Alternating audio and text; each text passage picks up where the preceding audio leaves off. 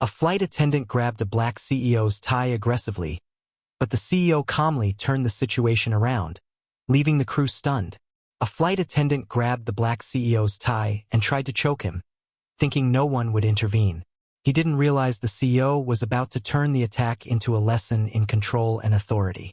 Subscribe if you believe arrogance always collapses when true power acts.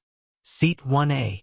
The voice cut through the ambient cabin noise, sharp and tinged with a condescension that hung in the air longer than necessary. Darren Vale didn't wait for confirmation. He held up the boarding pass between two fingers like it might stain his gloves, glancing from the printed name to the man standing before him. His smile didn't reach his eyes. "Sure you didn't mean 14C?" Dr. Kalen Marin didn't react. Not at first. He took in the flight attendant's angular posture, the subtle cock of his head, the thinly veiled sneer. There was no confusion, this was intentional. Kalen said nothing. He reached forward, retrieved his pass, and stepped past Darren without touching him. Not even a brush of the shoulder. He moved with the silent authority of someone who had spent a lifetime in boardrooms where glances carried weight, and silence was the sharpest reply. The first-class cabin of Velrenair Flight 317 had only 8 seats. Kalen placed his briefcase gently beneath seat 1A and sat. The seat was leather-trimmed, polished, and cool against his spine. As he buckled in, he glanced out the window once. Fog clung to the tarmac, coiling around the landing lights like a warning. His fingers hovered briefly over his tie, adjusting it out of habit. Dark blue silk, Windsor knot, modest clip. He looked straight ahead. Behind him, Darren leaned toward another crew member, tall, sandy-haired, quiet, and muttered just loud enough to be heard. "Another VIP who thinks the tie makes the man." His tone carried a smirk, one sharpened by performance and practice. Kalen caught the reflection in the window, but didn't turn. His heart rate didn't quicken. His thoughts didn't scatter. What stirred inside him was not anger, but memory. Situations like this had a pattern, and he'd studied patterns all his life. Across the aisle, a businessman in a beige blazer noticed the tension. He blinked, lowered his phone slowly, and shifted his eyes away. Flight attendants rarely spoke that way to passengers in first class, unless they were trying to provoke something, unless they thought the outcome was already in their favor. Kalen's mind ticked through possibilities like turning gears. This wasn't random. It wasn't personal either. Not really. It was systemic, designed. He had seen versions of it in acquisition meetings, in investor summits, even in silent nods exchanged between junior partners who assumed seniority based on skin, not rank. The difference this time was that he was 40,000 feet from a courtroom. And the real danger wasn't humiliation. It was what lay inside the briefcase at his feet. The documents. The merger package was encoded, yes, but the physical contract still carried the final authorization signature for a joint transfer of equity between Valeran Holdings and its most aggressive competitor. The value, $87 million, and an industrial pivot that could redefine 3 aviation-adjacent markets. That document wasn't just paper. It was motion. Legally, Kalen was the courier, executor, and compliance overseer. If it was tampered with, delayed, or even questioned, it could fracture investor trust. Or worse, trigger a forced pause. And yet here he was, the man assigned to midwife a merger being asked if he belonged in his seat. Darren returned moments later, holding a tray of water with theatrical flair. "Would you like still or sparkling?" His voice was professional now, but the undertone remained. "Still," Kalen replied evenly. Darren tilted the glass a little too fast, letting a thin sheet of condensation slip down the side, barely catching Kalen's cuff. "Apologies," he said insincerely. Kalen took the glass. No harm done. But Darren didn't move. "We do have a dress code for passengers sitting in 1A," he added, eyes scanning Kalen's tailored jacket, then flicking downward, pausing too long at the Valeran pin. "Just so you know." The pause that followed was colder than the drink. "You have questions about the dress code?" Kalen asked, voice neutral. "Oh, not really," Darren replied with a smile. "Just making sure we're aligned." Across the cabin, the silence had grown heavy. Two younger passengers, seated together in the last row of first class, were now watching intently. One raised his phone slightly but didn't record yet. Not yet. Kalen returned his gaze to the seatback in front of him. His hands rested calmly in his lap, fingers intertwined. Inside his mind, however, the framework had already shifted. He wasn't here just to ride. He was here to monitor, to deliver, and if necessary, to document. The irony was almost poetic. The very airline trying to subtly push him out of his assigned place didn't know who had helped write the compliance oversight protocols they now operated under. The audits, the escalation chains, the flight crew review system still in beta. They were trying to undermine one of the architects of their own operational safety net. He closed his eyes for a moment, breathing in deeply, not to calm himself, but to remember.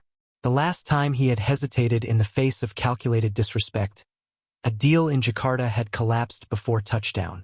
He had learned. Dignity didn't mean silence. It meant strategy. Patience sharpened with consequence. And Darren Vale had just stepped into a role he hadn't auditioned for, a test subject in a live case study. As Darren turned to leave, brushing past once more with that same subtle lean, Kalen finally spoke, barely louder than a whisper, yet clear enough for those paying attention. I've seen this method before. You should be more careful with routines. Darren paused mid-step. Kalen didn't look at him. Didn't need to. His eyes remained forward, hands still folded. Because not all routines end the same way. Tension began with a whisper, specifically. The sudden jolt of an elbow brushing too close, knocking the edge of Dr. Kalen Marin's tray just as he reached for his glass of water. The glass wobbled but didn't fall. Darren Vale, tall and rigid, gave no apology. Instead, he paused, turned just slightly, and with a smile that didn't reach his eyes, said, "We do have a dress code for passengers sitting in 1A, just so you know." His tone was syrupy smooth, but his eyes scanned Kalen's suit with mock curiosity, as though looking for something counterfeit in the stitching. Kalen didn't react. Not visibly. He gently straightened the tray, his fingers momentarily resting on the cutlery as if grounding himself. Inside his mind, the calculus had already begun. This wasn't random. It was a test, or worse, a provocation. The kind that didn't aim to win, but to reduce. Darren lingered. Too long. Then he moved on, pushing the metal cart forward, its wheels squeaking against the carpet. Kalen kept his posture composed, but his breathing narrowed. The confidential documents in his briefcase, seated snug against his leg, suddenly felt heavier. They weren't just financial statements. They held the weight of full ownership transfer, 2 airline-adjacent subsidiaries that were days away from consolidation under Valeron Holdings. One leak, one mishandled image, and the entire operation could be compromised. He had taken precautions, military-grade encryption, off-site server relays, biometric backups, but physical possession remained the most irrefutable form of control. That was why he was here in person. Why he had chosen to fly instead of sending a proxy. But that made him visible, vulnerable, and Darren Vale had likely sensed that vulnerability. 10 minutes later, as passengers settled in and cabin announcements rolled through the speakers, Darren returned, empty-handed this time, no cart to hide behind. He stood just beside Kalen's seat, arms crossed. "Mr. Marin," he said, louder than necessary, "are we comfortable enough? Anything you want changed before takeoff? Your attitude, perhaps." The words sliced through the low murmur of conversation like a blade. Heads turned. Several passengers exchanged glances, unsure whether they had misheard. One man across the aisle squinted and angled his phone downward, camera blinking to life. Another pretended to check messages while angling his lens just slightly toward the scene. A third leaned slightly into the aisle, brows furrowed, uncertain whether to speak up or stay quiet. Kalen said nothing at first. He let the silence stretch, a deliberate pause that made the moment feel longer than it was. He slowly turned his head, meeting Darren's gaze without blinking. Calm, controlled. A second male attendant, stationed toward row 2, took a cautious step forward, sensing the atmosphere thickening. "Hey, Darren," he began, voice low. I can take over here if you... I'm managing this section, Darren snapped, cutting him off without breaking eye contact with Kalen. The dismissal was sharp enough to cause the other attendant to retreat, clearly reluctant to escalate further. Darren remained, standing too close again, the shadow of his posture falling partially over the tray table. The silence returned, this time different, charged. It wasn't just about service anymore. It was territorial. Kalen leaned back, slowly adjusting the lapel of his jacket as if brushing away something insignificant. Then, with a voice smooth as polished stone, he spoke. I've seen this method before. The words were quiet but unmistakable. Darren's smile faltered, only slightly. The subtle flicker of confusion passed through his expression, like a performer thrown off by an unexpected line from the audience. Kalen's tone hadn't changed. It hadn't risen in defense or dropped into warning. It simply existed, like a thread pulled tight, waiting to snap. You should be more careful with routines, Kalen continued, eyes never leaving the attendant, because not all routines end the same way. The metal service cart slammed against Kalen's foot with a sharp, deliberate jolt, the kind that wasn't an accident and wasn't meant to be subtle. The impact echoed lightly against the cabin floor, and a few nearby passengers glanced up from their screens, sensing the tension before they even knew its source. Kalen didn't react. Not a flinch, not a shift of the eyes. He simply kept his breathing even, his hands resting lightly on the armrests as though nothing had happened. But his stillness was not weakness, it was calculation. A calm before the storm he could already feel approaching. Darren leaned down slowly, the overhead lights glinting against the edges of his sharply styled hair. His shadow fell across Kalen's lap, his presence pressing in like a tightening vice. He pretended to adjust the cart's brake, but the motion was only a mask. His voice came out as a cold whisper, barely audible over the hum of the engine. Comfortable? He muttered, his tone carrying a sharpness meant to provoke. When Kalen didn't respond, Darren's expression darkened. His lips curled into a smirk that didn't reach his eyes, a smirk that told everyone watching he was about to cross a line, and enjoyed it. Then the moment snapped. In a sudden, calculated burst of movement, Darren's hand shot out and clamped around Kalen's silk tie. His grip tightened instantly, yanking the fabric hard enough to pull Kalen forward, the knot digging into his throat. A collective gasp rippled through the nearest rows. The overhead lights flickered slightly as the plane shifted in mild turbulence, but the true shake in the cabin came from the shock of the passengers who witnessed the assault unfold in real time. Kalen's breath hitched for a fraction of a second, the pressure against his windpipe sharp but not overwhelming. His fingers twitched, a reflex from years of training, but he forced them still. His heart didn't race. His face didn't show panic. Instead, he lifted his gaze slowly, meeting Darren's eyes with a calm so controlled it unsettled the man choking him. Still feel powerful now, CEO? Darren hissed. His face was inches from Kalen's, close enough for Kalen to smell the faint bitterness of burnt coffee on his breath. The words were venomous, meant to slice deeper than the physical grip around the tie. His knuckles whitened as he pulled harder, the silk tightening further against Kalen's throat. But Kalen didn't resist. Not yet. He allowed the pressure to grow, allowed the discomfort to become visible to the surrounding passengers. He could hear the rising rustle of movement, the shuffle of clothes, the quiet thump of someone unbuckling a seatbelt, the faint whir of phones being raised discreetly. The moment was being recorded, remembered, witnessed, and that mattered more than breaking free immediately. He felt the world narrow into a single line of tension. Darren's grip pulling downward, and the careful, deliberate stillness Kalen maintained. A stillness that wasn't surrender, it was strategy. The type of strategy that came from understanding that sometimes the most powerful move was to wait, to let others see, to let the aggressor reveal the full extent of his own intent. Then Kalen acted. With a swift, precise rotation of his torso, he shifted the angle of his upper body just enough to redirect Darren's balance. His hand shot up, not in anger but in absolute control. His fingers locked around Darren's wrist with trained precision. And in one fluid motion, He bent Darren's wrist backward, not with brute force, but with a measured pressure that targeted the fragile joint structure. The sound that followed wasn't a scream. It was a pop, sharp, unmistakable, echoing across the silent cabin like the crack of a breaking branch. Darren collapsed to one knee, the tie still clutched in his hand but now pinned in a painful, self-trapping angle. His breath hitched, his face draining of color as pain surged up his arm. He tried to pull away, but Kalen's grip held him effortlessly, the controlled pressure a reminder that the balance of power had shifted in an instant. The passengers stared, transfixed, not by the violence, but by the precision, by the calm, by the fact that Kalen still had not raised his voice. Kalen leaned in slightly, his eyes steady and unblinking.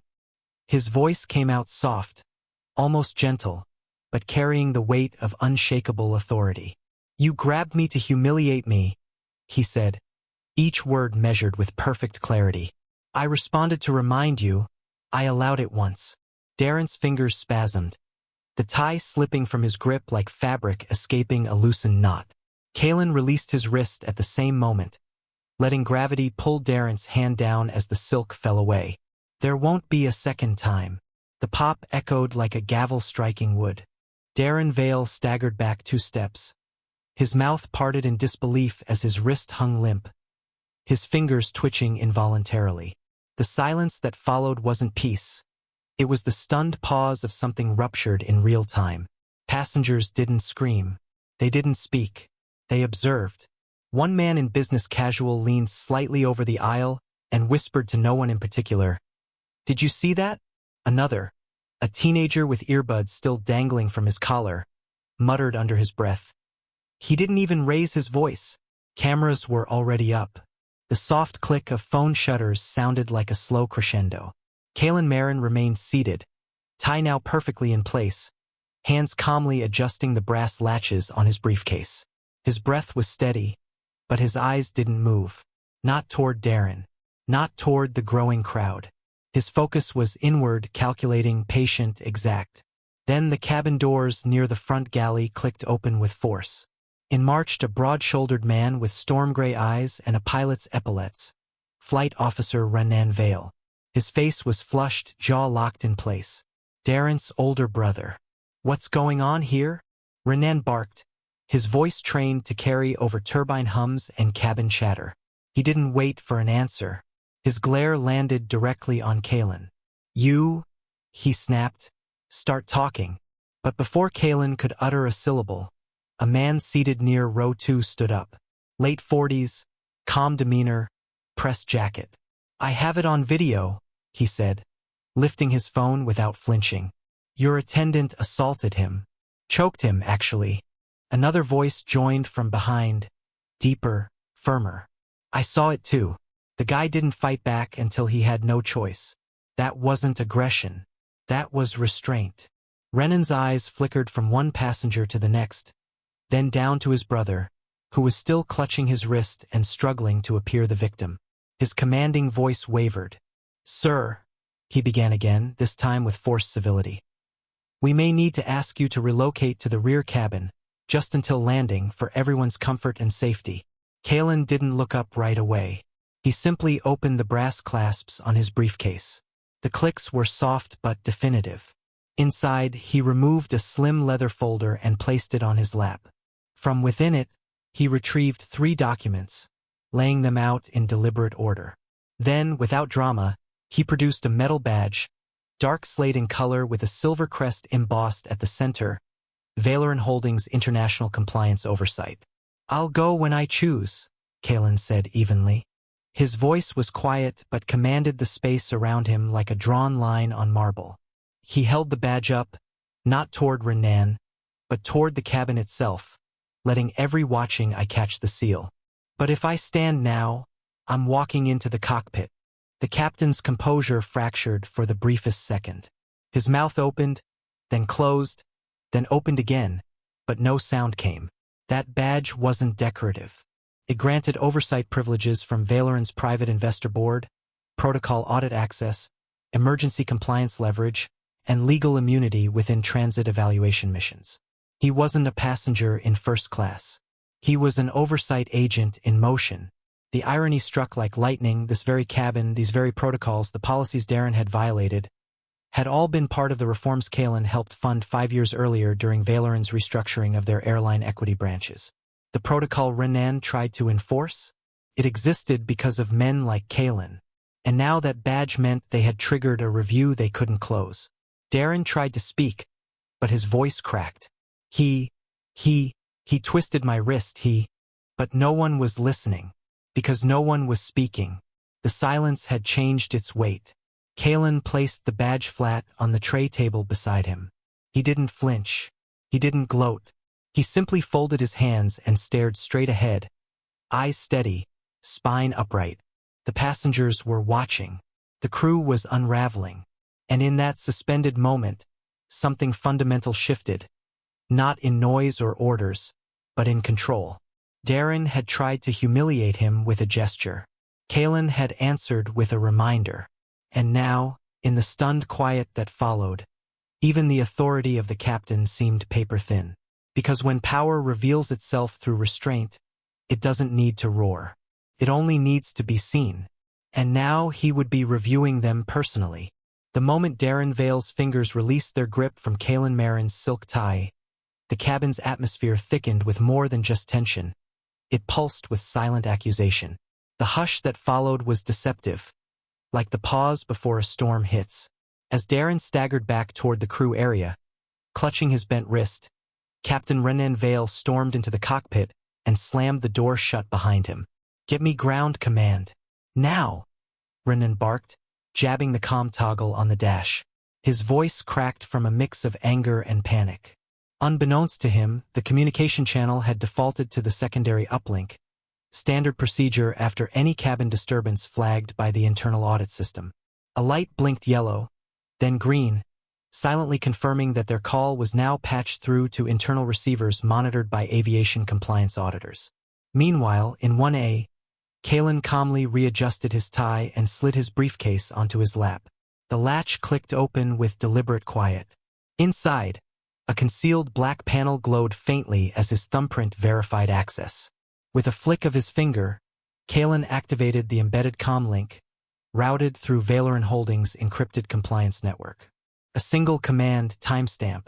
The briefcase hummed briefly, sending a detailed incident log, location, duration, biometric stress data, audio capture, to his legal counsel.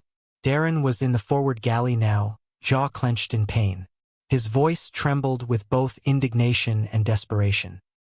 "He lunged at me," he muttered to another crew member, loud enough to be overheard by the nearby aisle. "I had to defend myself." Just then, a deep, steady voice from 3 rows back shattered the illusion. "Then explain," Orenvalt said, rising from his seat slowly, phone in hand. "Why 5 different angles show your hands on his neck first?"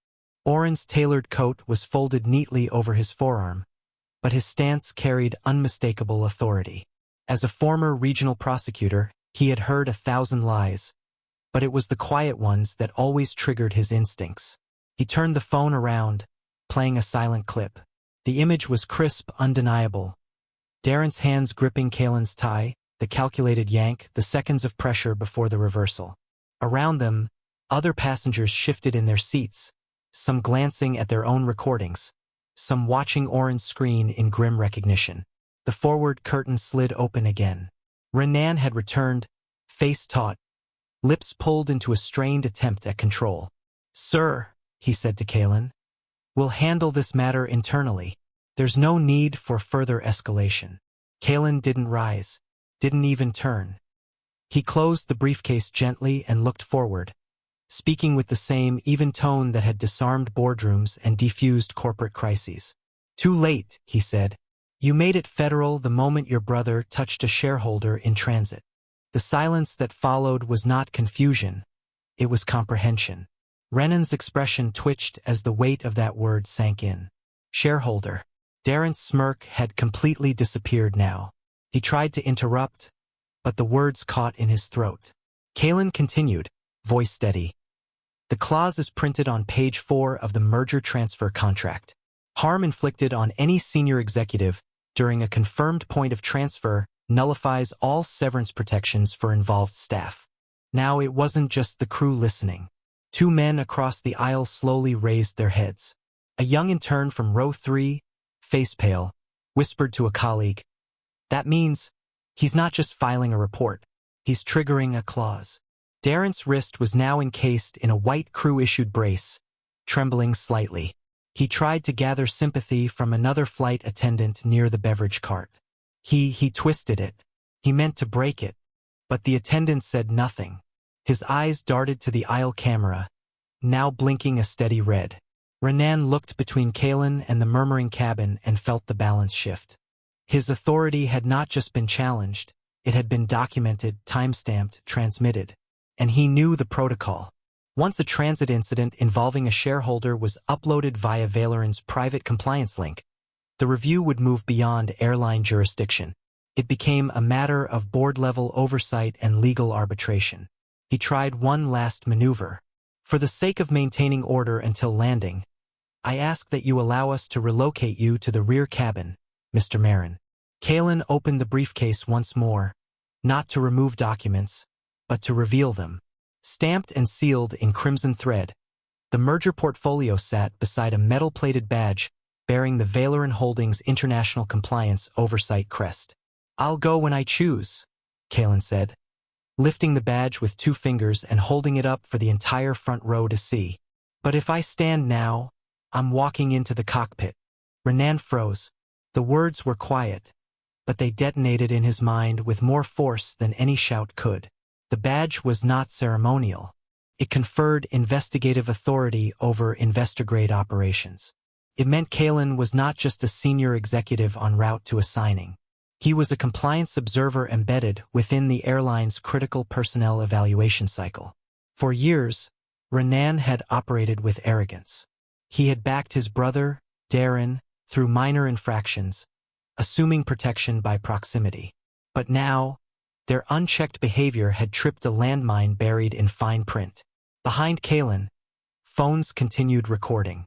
In seat 4C, a man tapped out a live message. "He's not even angry. That's the scary part." As Renan stepped back, stunned and defeated, Kalen placed the badge down gently and closed his briefcase once more. The quiet click was final. The irony burned in Renan's chest like acid. The man they tried to isolate had helped fund the very safety protocols they just violated. And now he would be reviewing them personally. "I'm overriding passenger privileges." "Disembarkation for 1A will be delayed pending security review," Flight Officer Renan Vale announced, his voice loud enough to carry through the first-class cabin, but brittle at the edges. The words hung in the air like smoke.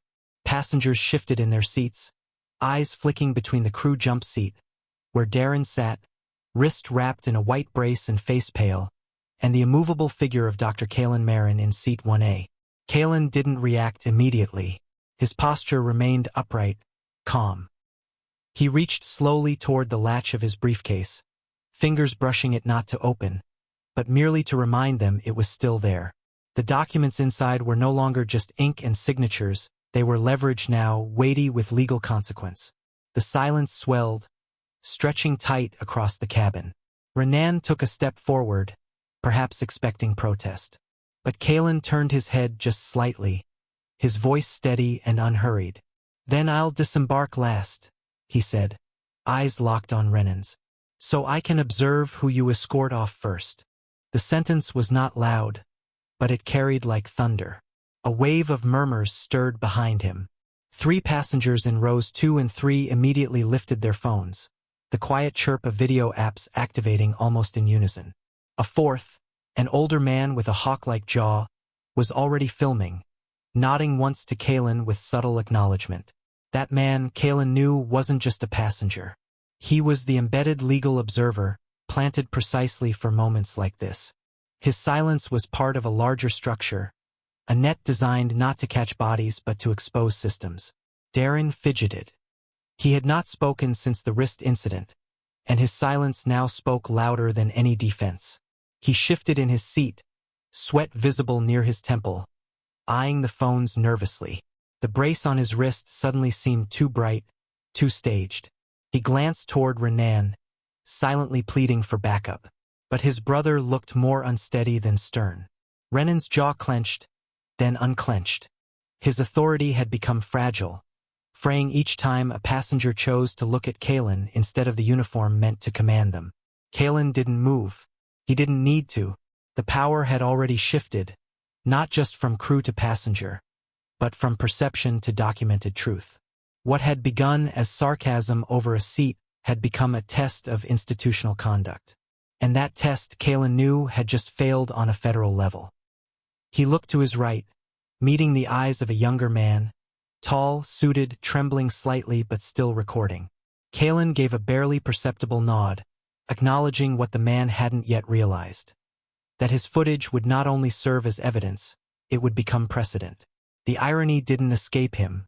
Darren and Renan had likely believed they were enforcing order. But their insistence on control had exposed disorder in the very structure they sought to protect. What they didn't understand was that Kalen's role on the flight wasn't reactive. It was investigative. A silent clause in the merger agreement granted him oversight authority during executive transit, especially in cases of personnel misconduct. But that clause didn't need to be spoken. It just needed to be triggered. And Darren's hands around his tie had done exactly that. A flight attendant from economy peeked through the curtain, eyes wide. He said nothing. He didn't have to. The cabin had changed. It no longer felt like a luxury space. It felt like a courtroom mid-verdict. And every seat, every aisle, every subtle motion now had the weight of testimony. Renan tried once more. This is still our cabin. Our jurisdiction until landing. Kalen responded without turning. Then treat it like one. His voice didn't rise, but the cabin stilled again. The implication was clear. If this was their jurisdiction, then every misstep, every recorded moment, every silence they allowed to stretch into harm would be judged under the weight of that authority. And Renan, despite his title, was now the one being watched. In the rows behind, the planted witness shifted slightly. From his pocket, he withdrew a sealed card, dark blue with a silver border, and slid it into the fold of his coat. Kalen noticed but gave no signal. The witness's job wasn't confrontation, it was confirmation. The descent warning chimed. Passengers resumed bracing positions, but their eyes remained locked on the front. Not because they feared landing, but because they knew something rare had happened. A man had been assaulted. He had responded with restraint. And now, without shouting, without threats, he had turned the very system meant to silence him into one that would have to listen. Darren closed his eyes, exhaling sharply through his nose. Kalen leaned back, finally releasing the tension in his shoulders. But the work wasn't done.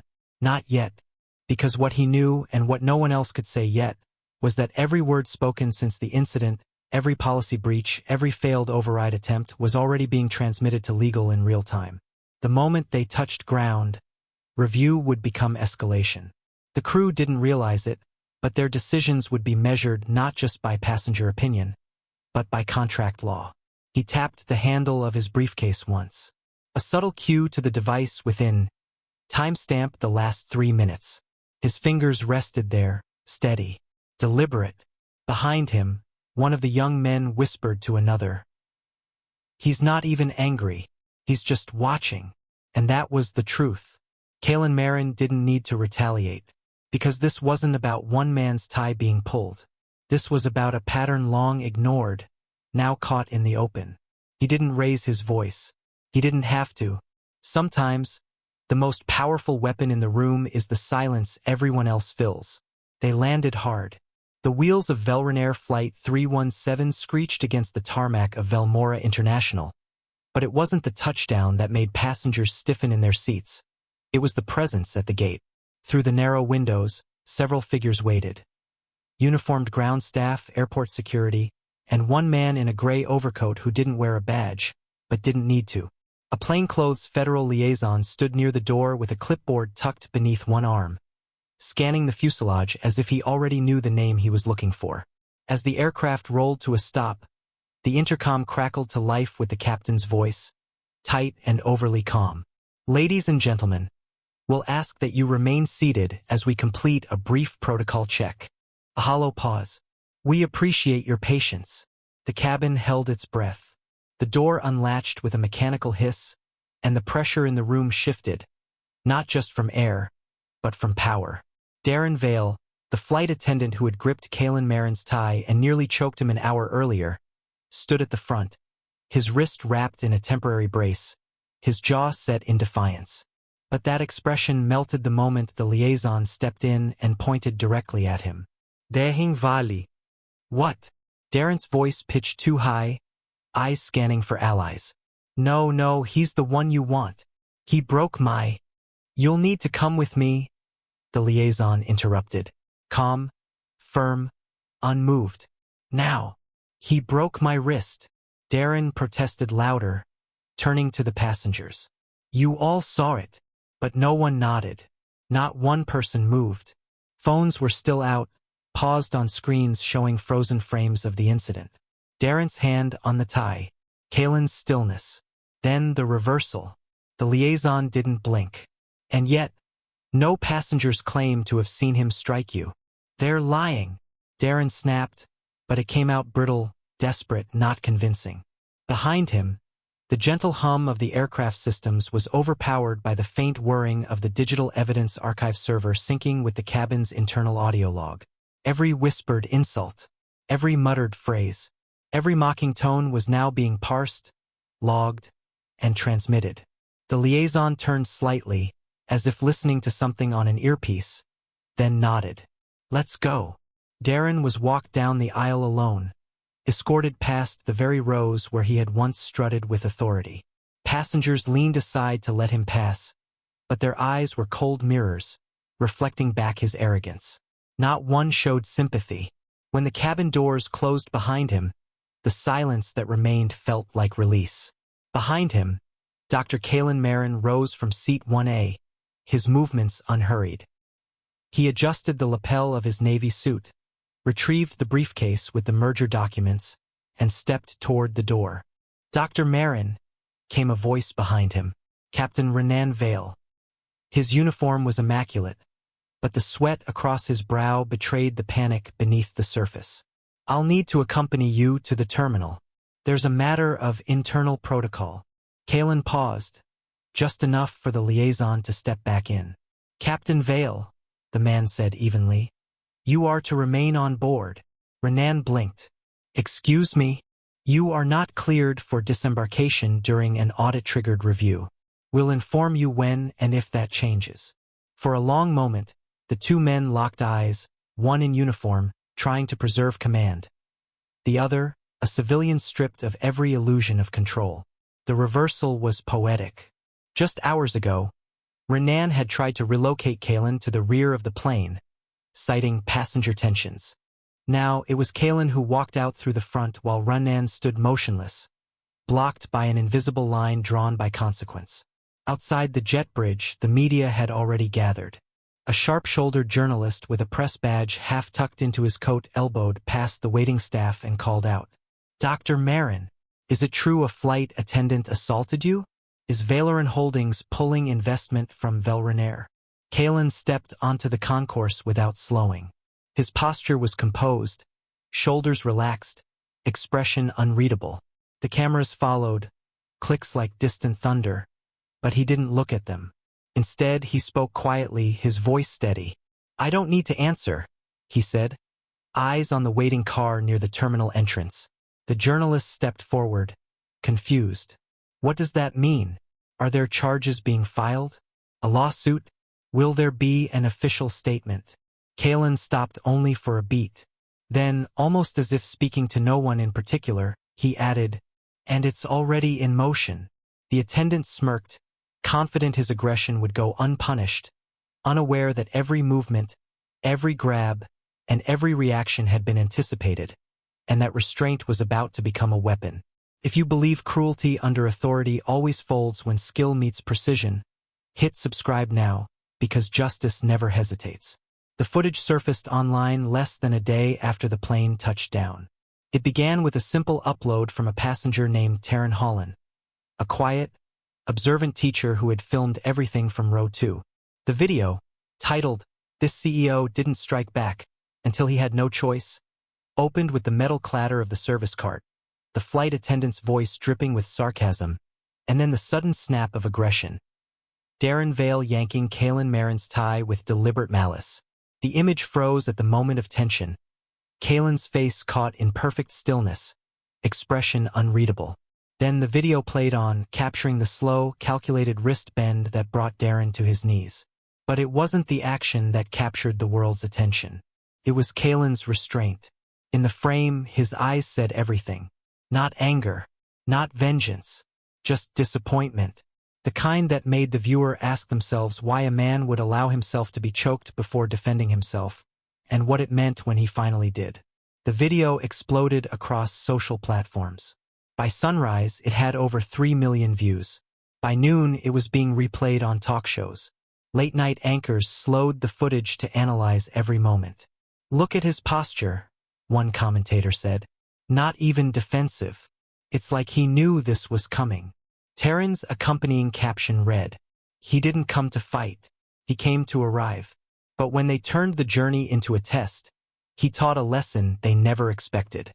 As the video went viral, Velrenair issued a boilerplate statement. "We are reviewing the incident and will take appropriate action." But the comment section was unforgiving. Passengers who'd never spoken up before began sharing their own experiences, stories of being subtly belittled, downgraded, or dismissed by crew members who wore politeness like a costume. Then came the true rupture. Rel-Lise Kane, an assistant director at Velrenair, broke ranks. Posting from his verified account, he wrote, "I watched the footage. I know that look. I've seen that restraint. And I've also seen the behavior that led to it. Some of us at Velrenair have ignored a pattern for too long, coded sarcasm, seat reassignments, crew biases masked as protocol. Especially toward passengers who don't look like our typical VIPs. That silence ends now." The post detonated across the corporate landscape. It wasn't just a defense of Caitlin, it was a confession of complicity. And worse for the airline, it came from within. Within hours, anonymous internal messages leaked from crew forums and internal chat logs. Several male employees admitted they'd seen colleagues shift high-priority passengers to less desirable seats or intentionally delay service to executives who, in their words, didn't fit the image. Screenshots flooded the media. Sarcastic tags like, "1A? Really?" or coded notes like, "Priority face mismatch." The revelations weren't just damning. They confirmed what many had long suspected. Velrenair had a cultural rot beneath the polished customer service smiles. Inside Valerin Holdings, there was no need for press statements. Caitlin Marin's office remained quiet. No interviews. No rebuttals. No legal threats. He didn't need them. The world was speaking for him. But behind the scenes, his team was moving fast. A compliance advisor cross-referenced crew logs and found patterns in the way certain passengers, mostly male executives of color, had been reassigned, interrupted, or dismissed mid-flight. The phrase routine deviation appeared too often and too conveniently. Even now, in the footage, some viewers noticed a man in the back, unassuming, seated near the lavatory, quietly observing everything. A later discovery would confirm him as a planted compliance witness. But the tide didn't stop with one video. The algorithm pushed it further. Other flight incidents began resurfacing. A now viral compilation titled, "How Airlines Police Who Belongs in One" showed clips from unrelated flights. Elderly passengers being patronized, travelers with visible disabilities moved for safety, and frequent flyers asked to prove their status without cause. But Caitlin's moment was the anchor, the quiet storm at the center of a cultural reckoning. Back in a Velrenair executive boardroom, panic grew. "This isn't a PR crisis," one director murmured. "This is structural exposure." The footage was played again on the screen. When it reached the point where Caitlin said, "There won't be a second time," no one spoke, because they all knew.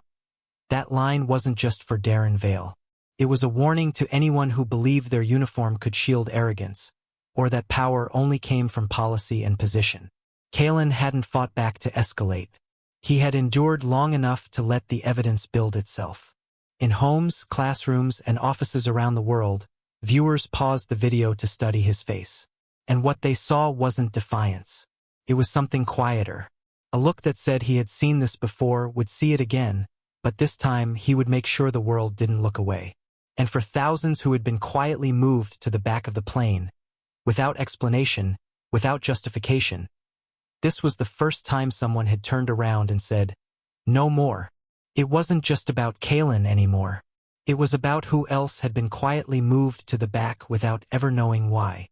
The boardroom lights buzzed faintly as Velrenaer's emergency session convened in the upper chamber of their Velmora headquarters. No fanfare, no waiting for quorum, just a table full of pale faces and twitching fingers tapping against tablets. The footage had circulated overnight. By morning, the company's internal channels were in lockdown, and both Flight Officer Renan Vale and his younger brother, Lead Attendant Darren Vale, were already suspended pending investigation. But that wasn't the opening blow. It came moments earlier, delivered quietly, when Kalen Marin's legal team submitted a confidential audit file. Not from the outside. From within, a compliance officer embedded months prior into Kalen's operations during pre-merger diligence. The document was stamped with the Valeran crest and sealed under an encryption key unique to Kalen's executive designation. The contents shook the board. 3 formal complaints against Darren Vale, each dismissed by HR under the claim of insufficient severity, surfaced in grim detail. All male executives, all men of color, all dismissed without escalation. One included a verbatim quote from Darren's in-flight notes. Entitled type, "Thinks money erases the attitude. Treat accordingly." The complaint had been written off as flight banter, and the complainant later dropped it under pressure. This time, however, the evidence had a face, and the face had millions of views behind it. Legal teams representing the previous complainants contacted Kalen's firm within hours of the leak, not to sue him, to ask if he would stand as a witness to pattern. But Kalen's answer was the opposite of what anyone expected. He didn't file a lawsuit. He issued no public condemnation, no televised statement, just a short press note. "The footage is sufficient. Our recommendation is policy overhaul, not personal revenge." The phrasing was clinical, cold even, but it stunned the public, because people expected outrage, retaliation, a war chest of damages. Instead, Kalen turned the conversation inward, toward reform. Behind closed doors, the real pivot began. In a confidential executive session, Kalen presented his new terms. The merger could proceed as outlined. No price increase. No reversal.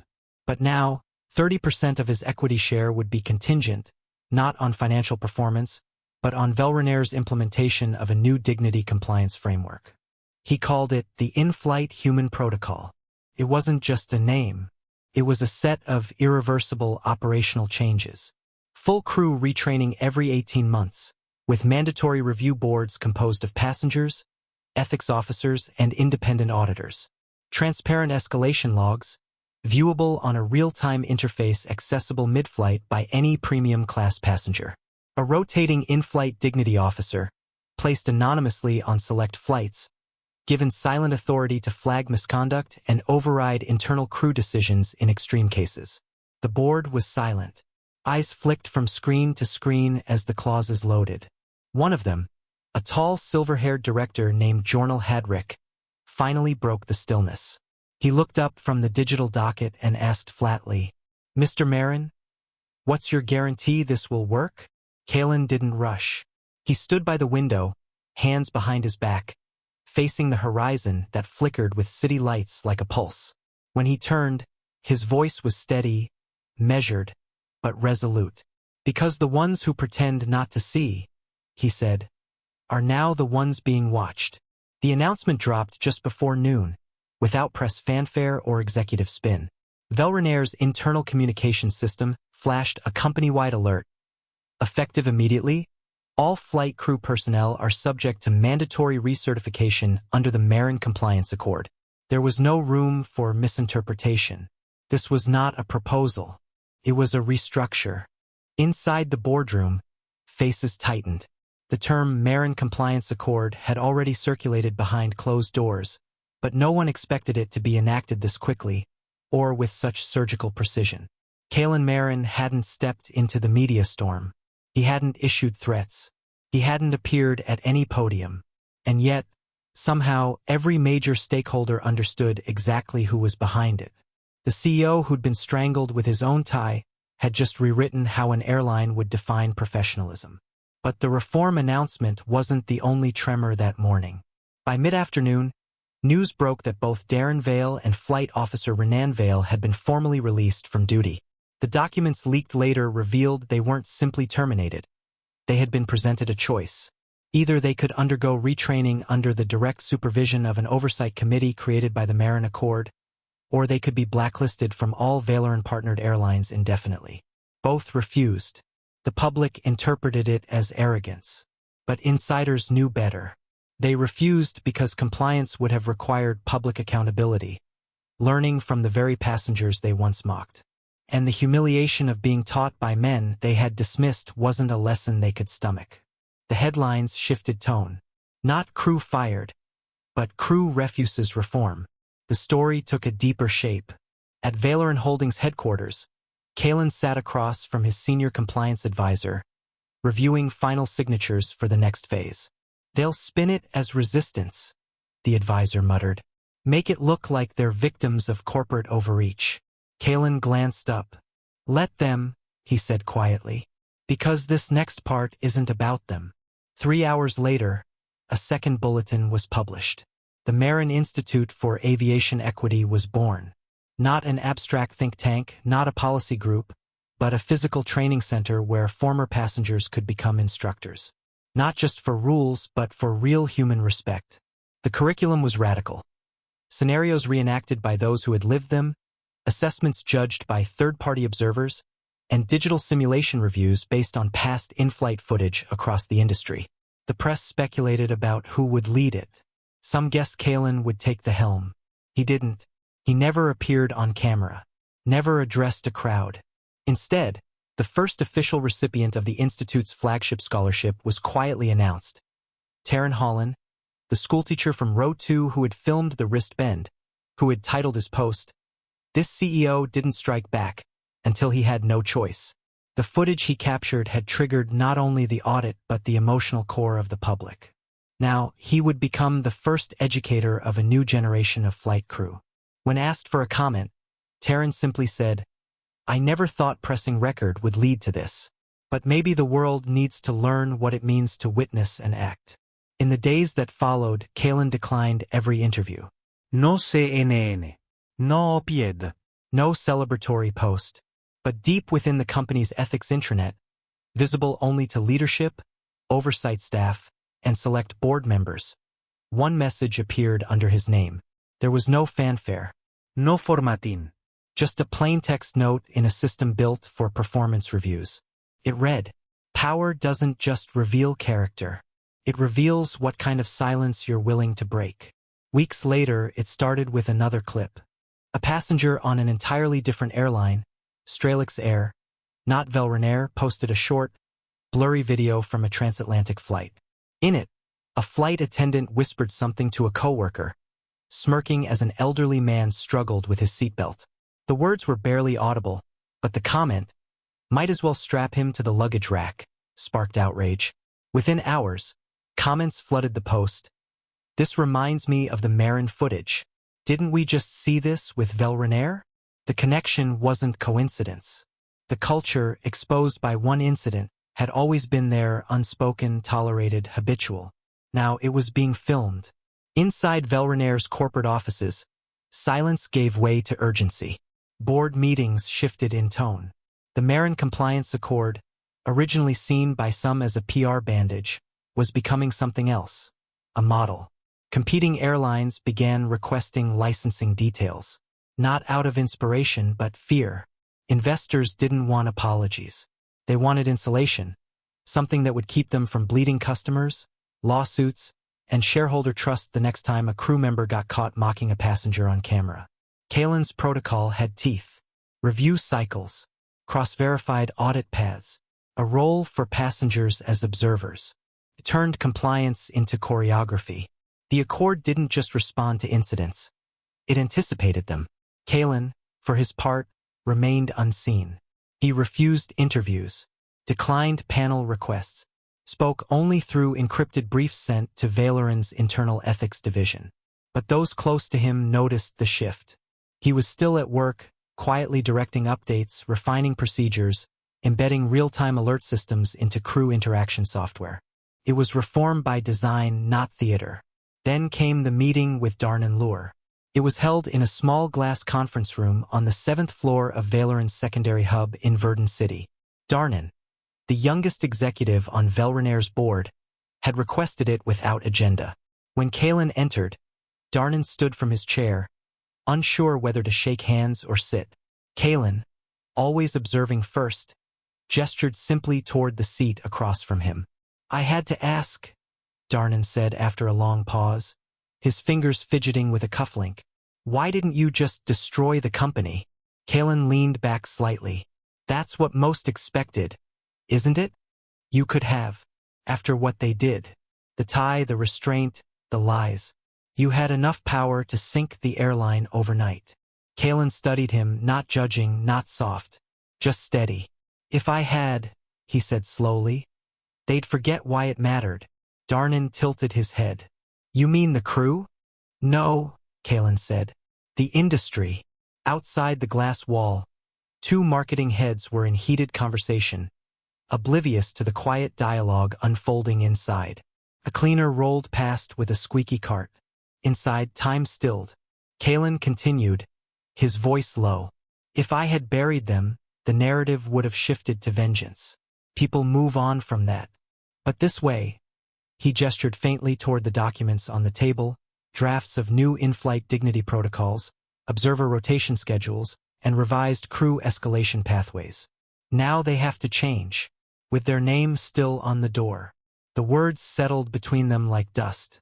Darnan looked down. "That scares them more than the footage." Kalen nodded once. "Because shame fades, but accountability, once embedded, doesn't." On a fog-draped morning 3 months later, Kalen Marin stepped off the courtesy shuttle and walked through the private terminal entrance of Velmora International without fanfare or announcement. He wasn't escorted. He didn't check in.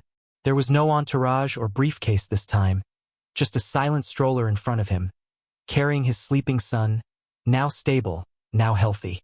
The rhythmic creak of the stroller wheels echoed faintly across the marble floors as he moved forward with quiet precision, his eyes scanning the terminal, not for threats, but for details, changes, patterns, proof that silence had taught something.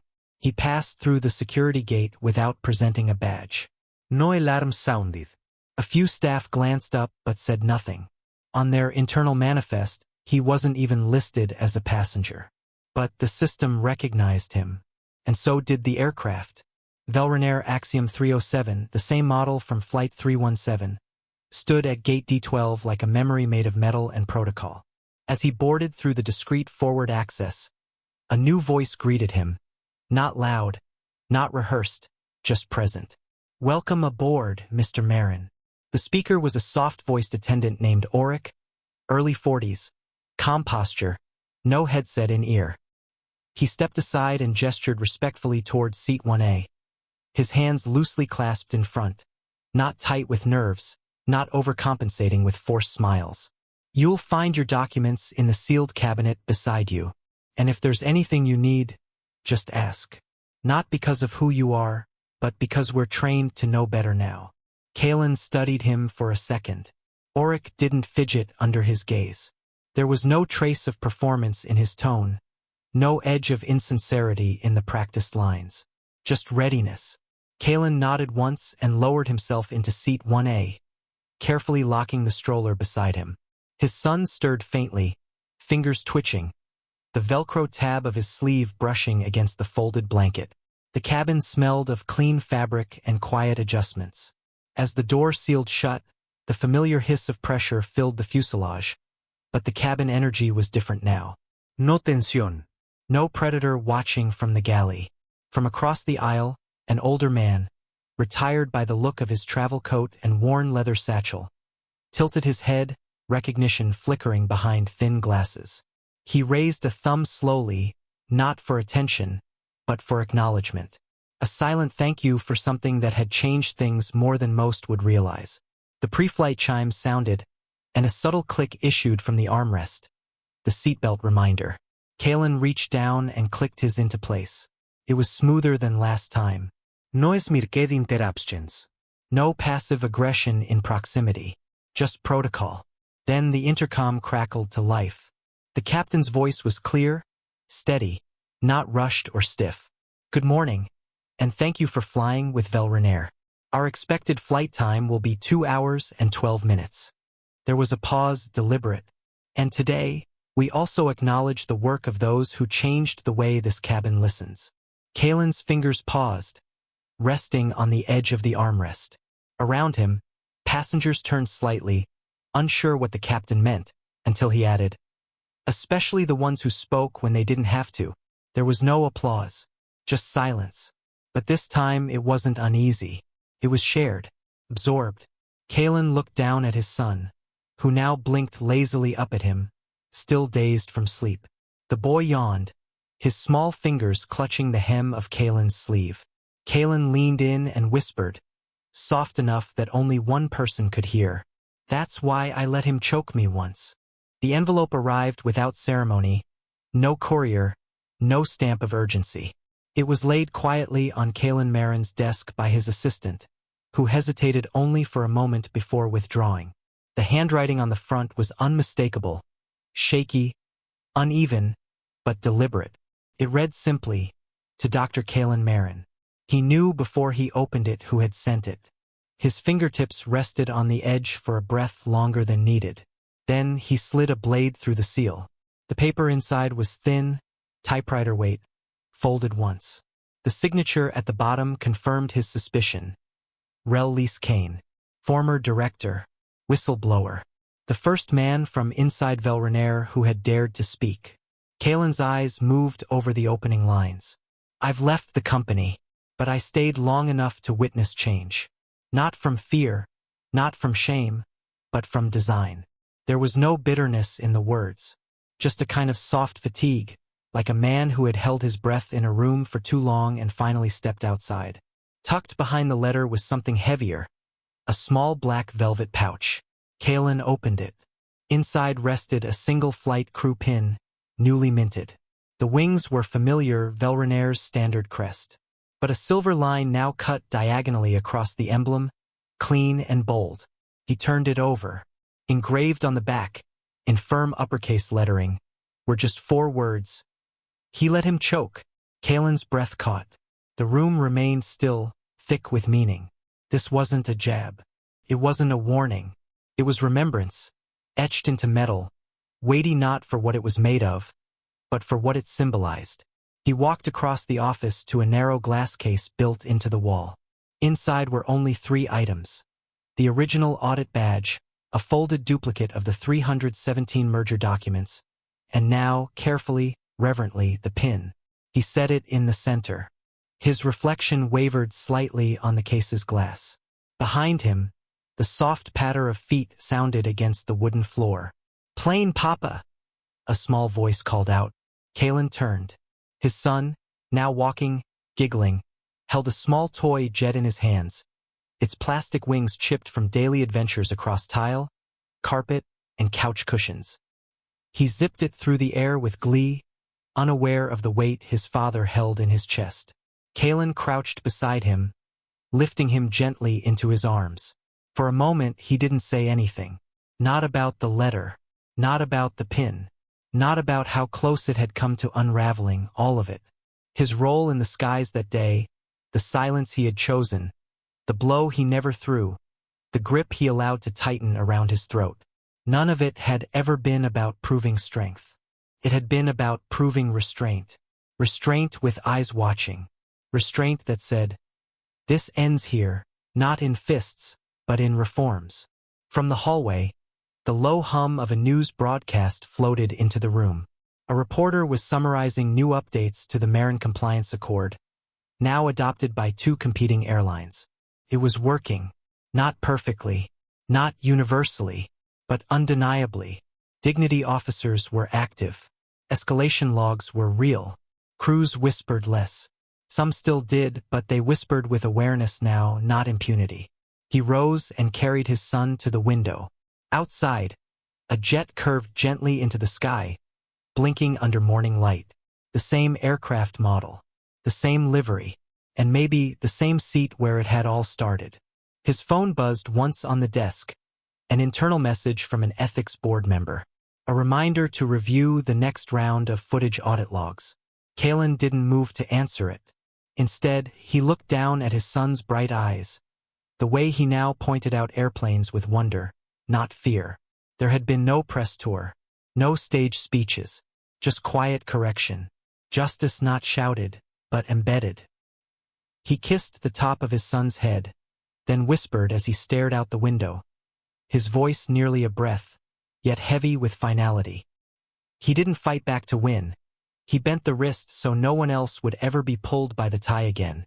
He let the choke happen once, and then bent the wrist backward, neutralizing the threat instantly, leaving the cabin stunned.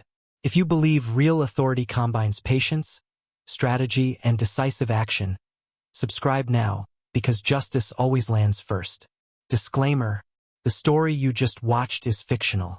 It highlights abuse of authority, prejudice, and the power of composure and strategic action in confronting wrongdoing.